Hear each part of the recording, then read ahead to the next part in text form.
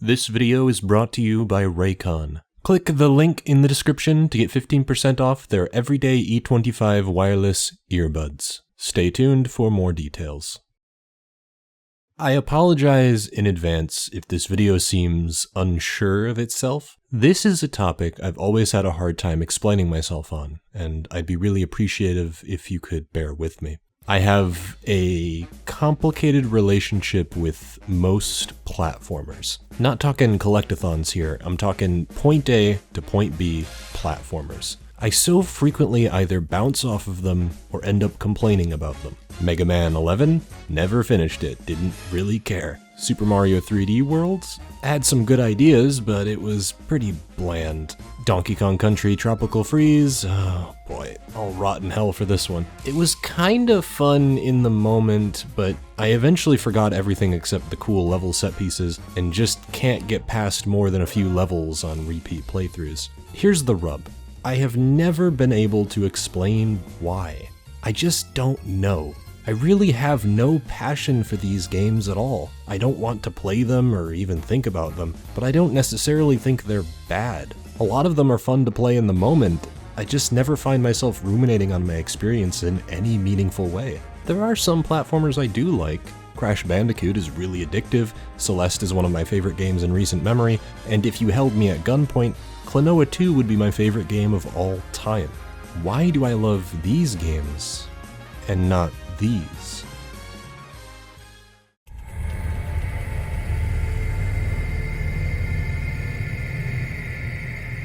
If I had to pick my favorite thing about video games as a medium, not what I consider the best or even the most essential thing, just my favorite, it would be their nigh unparalleled immersive qualities. Movies, television shows, and books have their own distinct qualities, but the introduction of an interactive axis is why I find myself returning to video games time and time and time again. Now, I don't say that as an elitist gamer fuckboy who thinks Halo 3 is higher art than The Invisible Man. Every medium has their set of unique strengths. It just so happens that I am particularly fond of the ability for video games to construct a world, to craft virtually any environment under the sun and allow the player to explore that simulacrum. That is what immersion has always been about for me. The ability for a game to set up a believable space for the player to exist within. If you were to pull from my favorite games list, I guarantee you most of them have something to do with exploring a space of some kind. Breath of the Wild, Xenoblade Chronicles, Chrono Trigger, Bloodborne, Toy Story 2, Oblivion, Metroid Prime 2. I can lose myself in these sounds, in these sights, in these mechanics, in these worlds. Why do you think I like Zelda so damn much? Before we had all this fancy tech to sell everyone on a convincing illusion of reality, actual wizards were conjuring those facades on 16-bit consoles, trying to get backgrounds to scroll and make animations happen by snapping between different sprites. Where modern technology allows for photorealism as we further approach the apex of visual engineering, games on the SNES were a collection of magic tricks to convince your brain that this assortment of pixels was totally real, and in a few cases, it's easy to not only see how they got away with it, but how these games continue to get away with it. Super Metroid is an obvious standout. It weaponizes its otherworldly setting to instill a sense of foreboding in the player. You're just as alone on this planet as Samus is. It's you versus the world, not in a Doom-esque power fantasy, but a slower, more methodical crawl through uncharted territory. If only Metroid could crawl. Super Metroid got away with this for so many reasons. Its darker color palette gave it an illusion of dim lighting. Everything was dingy and unsafe. The soundtrack had a grungy techno vibe to reinforce the idea that you're in dangerous new territory, battling against the elements. Progression was made to be fairly non-linear to give the game an adventurous undercurrent. And so it was a synthesis of various elements that made Super Metroid one of the most immersive video games I've ever played. Even to this day, spectacular though it might have been, Nintendo were still bound to 16-bit hardware. Companies like Sega allowed for so much more creative freedom when it came to aesthetic design. Nintendo weren't, and still really aren't, known for their feats of visual engineering. They're often behind the console power curve, and will almost always sacrifice resolution for a more stable frame rate. Even the Nintendo GameCube, which was arguably one of the strongest consoles they created for its time, still reflected a different attitude than the rest of the industry. The vice president of ArtX, the console designers, had this to say about their ideas behind the console. "We spent 3 years working with Nintendo of America and with all sorts of developers, trying to understand the challenges, needs, and problems they face. It was important we didn't require jumping through hoops for high performance to be achieved. What's going to allow the Miyamoto-sans of the world to develop the best games? Nintendo's always been about fun games. They're overwhelmingly mechanically driven, and there's nothing wrong with that. Yet, it is funny that one of their most noteworthy titles is, in part, remembered for a slightly different reason, and in my opinion, it's one of the most immersive titles in Nintendo's library. Donkey Kong Country for the SNES.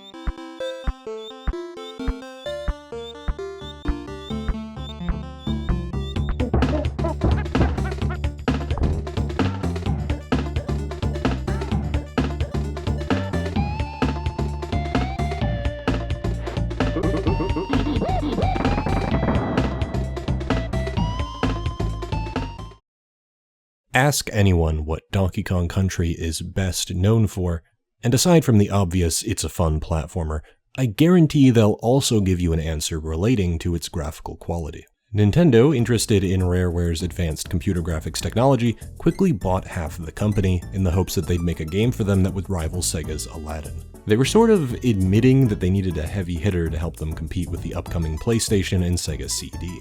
Their CG renders were a powerful weapon for that battle. Thus, it became the marketing angle, and Donkey Kong Country went on to sell 9 million copies in total, quickly becoming the second best-selling game on the Super Nintendo. It won a bevy of awards, was highly rated by most publications, and was even cited as being the savior of the floundering SNES. Though, to say Donkey Kong Country saved the SNES is probably a little hyperbolic. It was still the best-selling console of its era, I mean, come on. Still, the fact remains that this is one of the better-looking games on the system, and could stand to visually compete with games like Aladdin and Earthworm Jim. It's not that other SNES titles looked bad, per se. There was just a clear divide. Super Mario World and Mega Man X had hand-drawn sprites, and there's a limit to that approach. Their animation quality was sufficient enough to offer the illusion of movement, but not much else. Sprites would snap together with little cohesion because each frame had to be drawn practically from scratch. The struggle was not having enough frames of animation, whereas the problem Rareware ran into was having too many. Rare were transforming fully rendered 3D models into 16-bit sprites. This approach of downscaling higher resolution 3D models is inherently going to offer more detail than hand-drawn pixel art.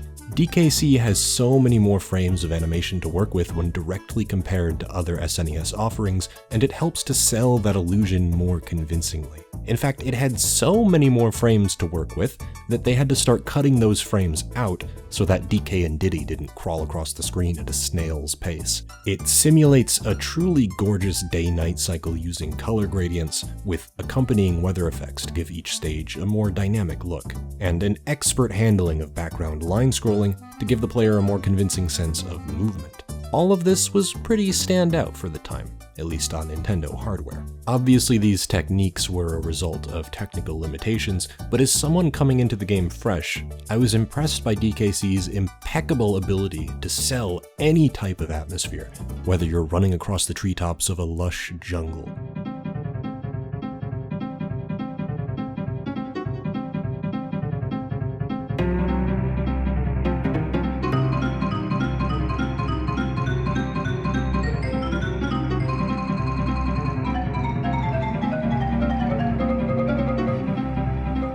Swimming through coral reefs at the ocean floor.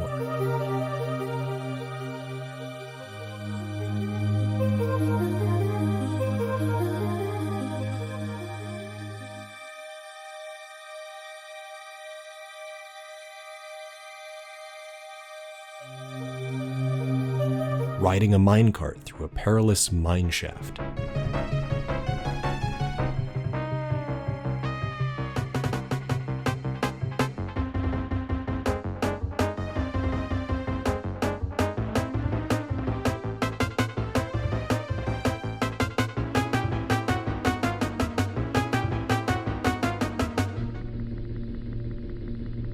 or working your way through a dangerous factory.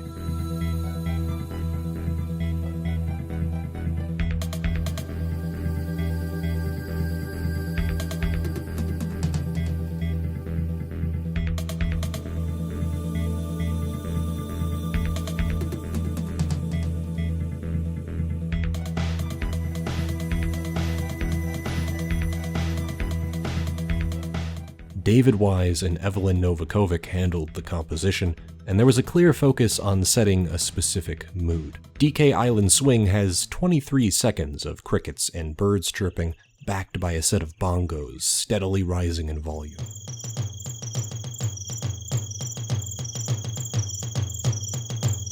It almost lulls you into its talons before entering any semblance of a main melody. Then, like dominoes, another instrument enters the fray, setting off another 3 seconds later. And another. And another.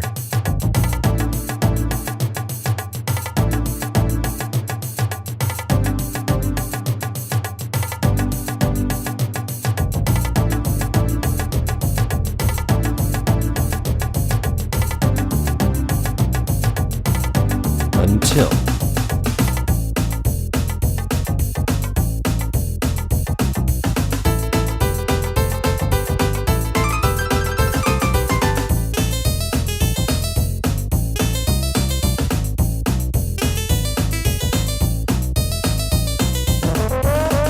that build-up and payoff is incredibly satisfying in itself, but the song eventually begins its slow descent that lasts almost as long as its build-up.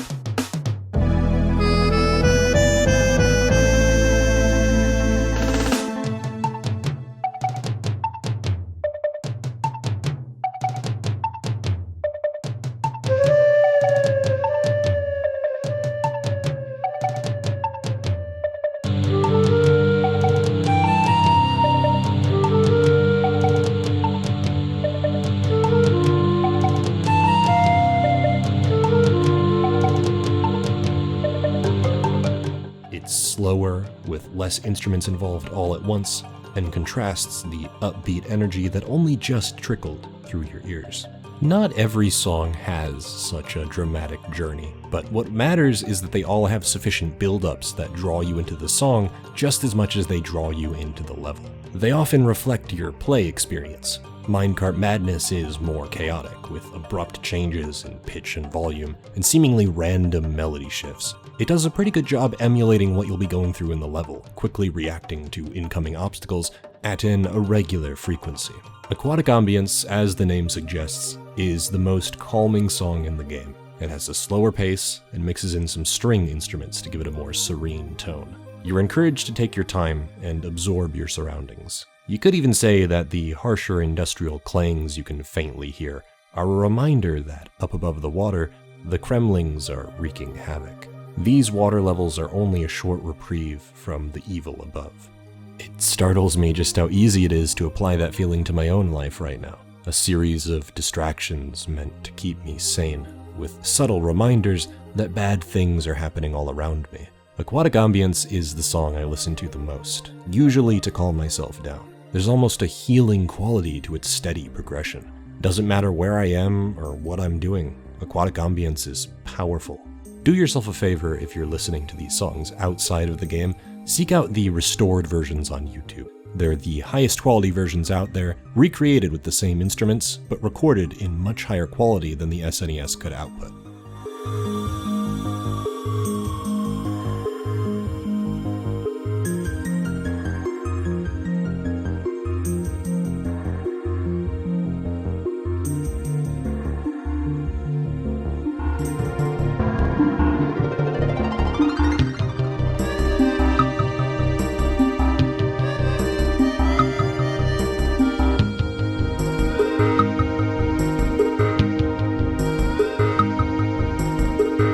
probably goes without saying, but you're gonna need to get yourself a pair of earbuds for these songs. I listen to basically all of my music using Raycon's Everyday E25 wireless earbuds. It's incredible to me how seamless they are to use. Simply pair them to your phone through Bluetooth, and they'll be connected every single time you put them in your ears. They have noise canceling too.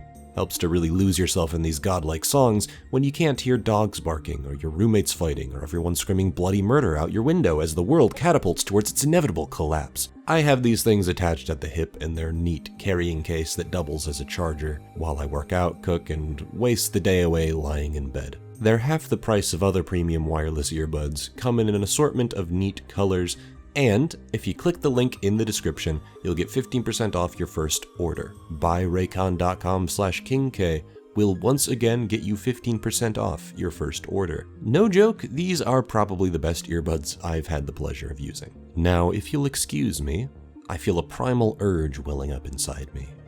All this Donkey Kong music, it's getting to me. I need to be free.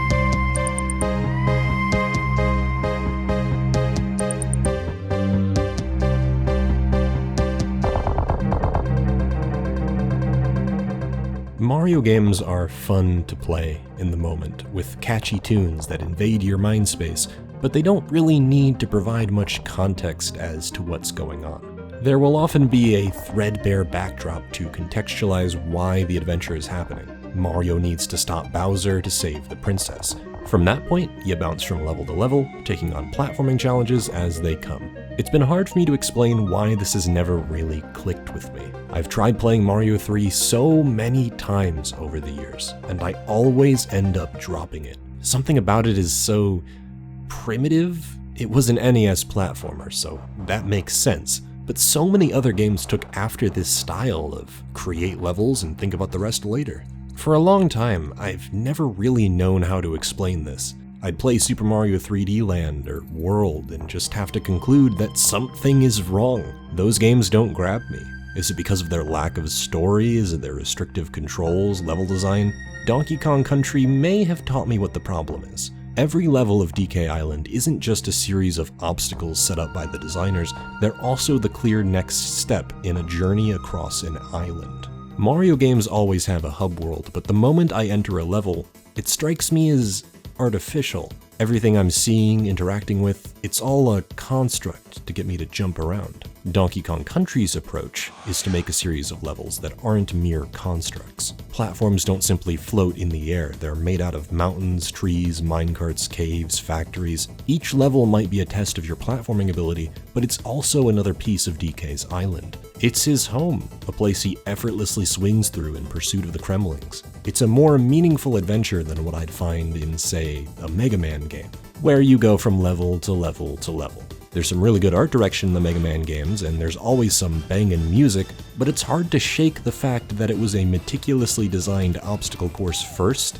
and a place last. Let me repeat, there is nothing wrong with this. Lots of people enjoy this type of game design, but for one reason or another, it doesn't work for me. Often I use video games to escape into another dimension, to experience another world vicariously through a player avatar. It's not to say I can't find value in games like Super Monkey Ball, for instance, which don't fit into some world and are ostensibly just a series of levels. I adore Super Monkey Ball for reasons that don't relate to immersion at all, as I do with many other games. That game, though, clearly isn't trying to be anything more than an obstacle course. It's unapologetic in how challenging it is, trusting players to get better of their own accord. As such, you're given the tools to figure out the game on your own. Platformers, though, are so often built around adventure narratives. You get to run around world maps to select levels, and that implies a degree of adventure and world building that so often isn't part of what the game is trying to do,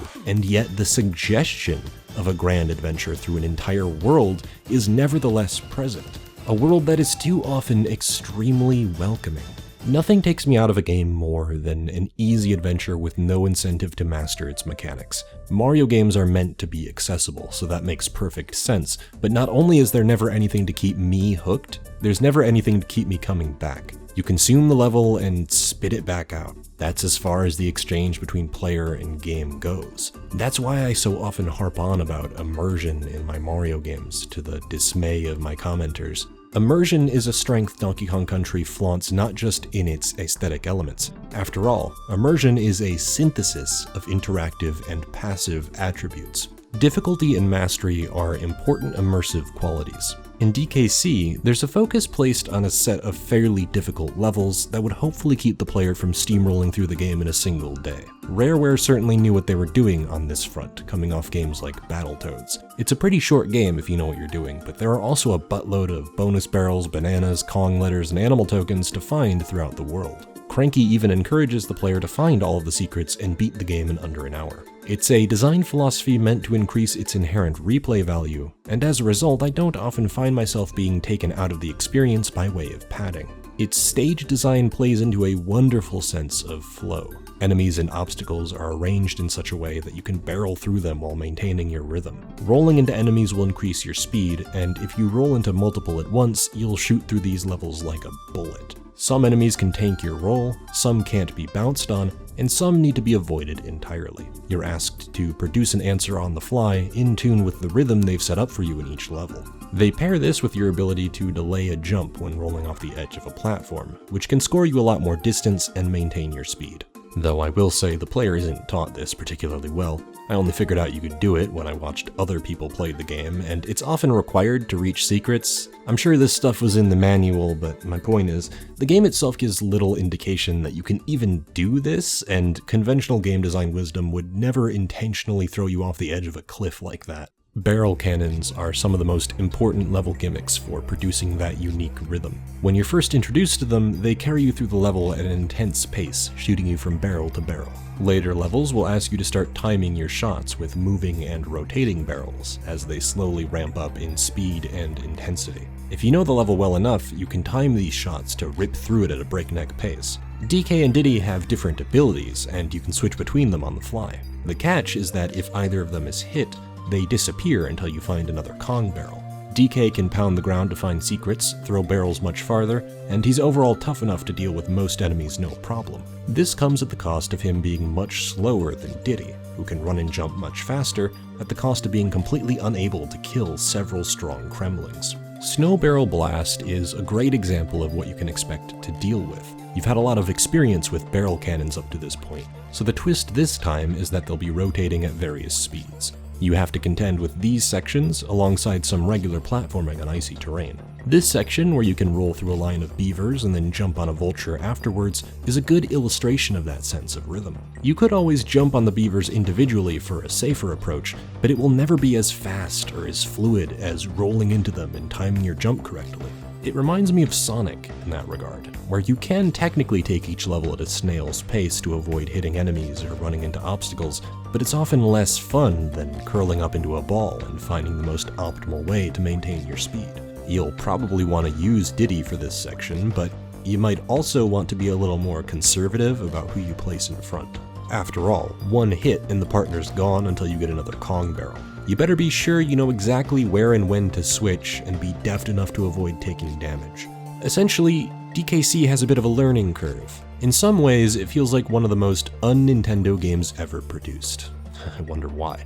This can make a first-time playthrough a little uninviting. It has a few rough difficulty spikes that make it harder to adjust to its playstyle. Minecart Madness is part of the reason why it took me so many attempts to truly resonate with the gameplay. Out of nowhere, in only the second world, you've got a fast-paced level that doesn't let you stop to take in your surroundings. This wouldn't be an inherent problem, but the challenges in this level are fairly brutal compared to the rest of the game.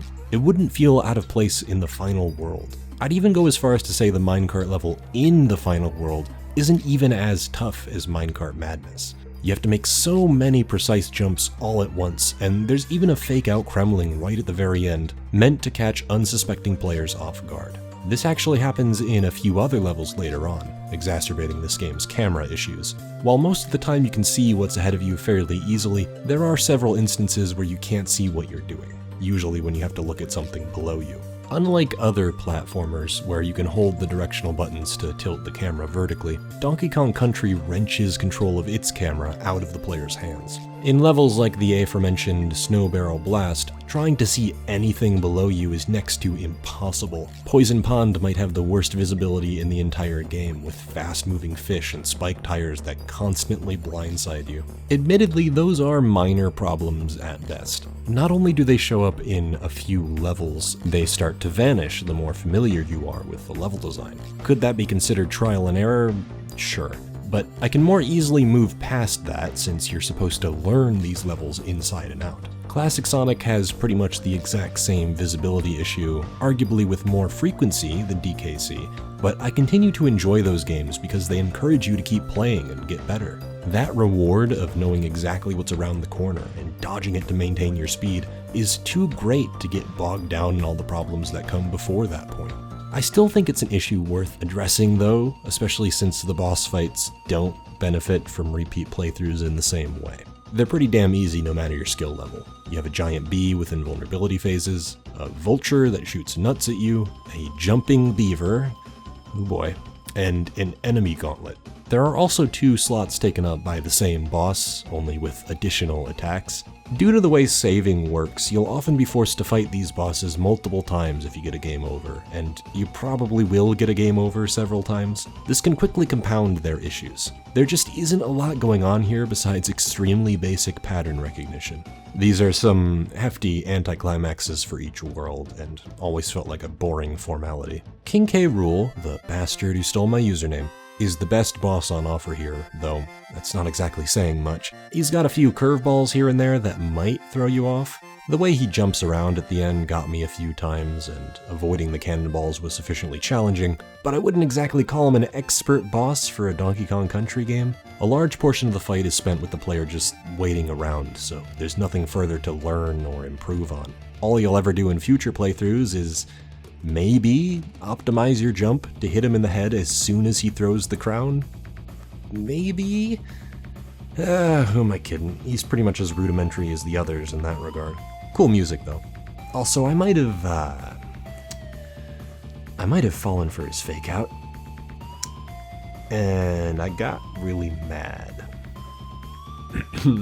Now, this would all be great on its own. Difficult levels you have to master already craft a more intimate relationship between the game and the player. Pretty much all of them meet this criteria, but they go a step further and beg you to explore them for secrets. Each level has several secrets to uncover. Bonus barrels whisk you off to participate in a minigame for extra lives. I really enjoyed hunting for these, even the ones that ask you to take leaps of faith. As I've grown older and a little less impatient, I've grown a fondness for more obscure secrets, even if I do feel like a few too many of them ask you to make these life or death decisions at the end of a level and over a bottomless pit. I understand that an obvious telegraph sorta defeats the point, but I feel like you can achieve a sense of obscurity and not also couple it with the dilemma of instant death.